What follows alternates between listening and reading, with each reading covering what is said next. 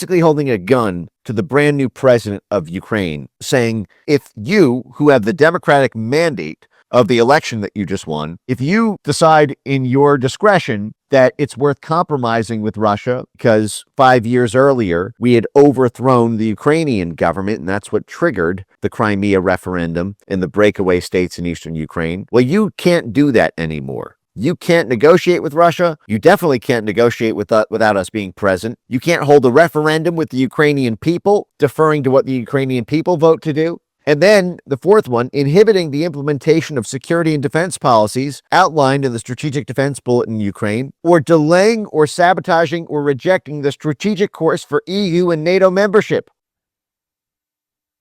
This is the U.S. State Department, USAID, and NATO threatening to regime change Zelensky within a month of him taking office if he does anything to delay or reject his own country from being swallowed up by the EU and NATO. This is NATO accession by gunpoint, by political gunpoint, initiating any actions that might contribute to the reduction or lifting of sanctions against Russia by Ukraine's international partners. So anything Zelensky did from month one in 2019 that might result in the alleviation of sanctions against Russia, anything that might lead to normalization of trade with Russia, done if you do it. Another red line, attempting to review any actions aimed at supporting international solidarity for Ukraine, restoring its territorial integrity, and protecting the rights of all persons who have suffered under Russian aggression.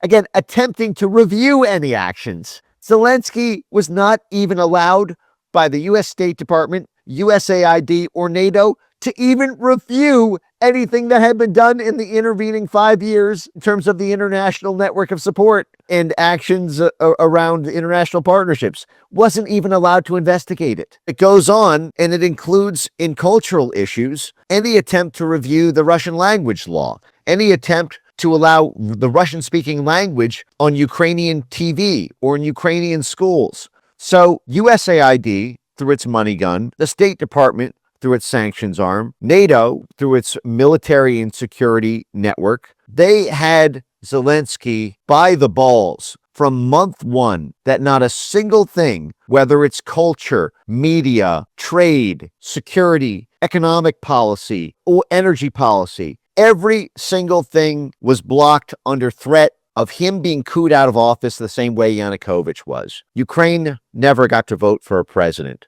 The only thing they could vote for after 2014 was which puppet would do the bidding of the blob.